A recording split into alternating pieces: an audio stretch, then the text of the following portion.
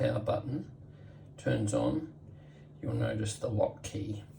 The rings will not turn on until you've pressed and held that key down, and then you can simply power on the rings. And you'll see they'll come on pretty quickly, just like that. When you are cooking, just ask that you pull out,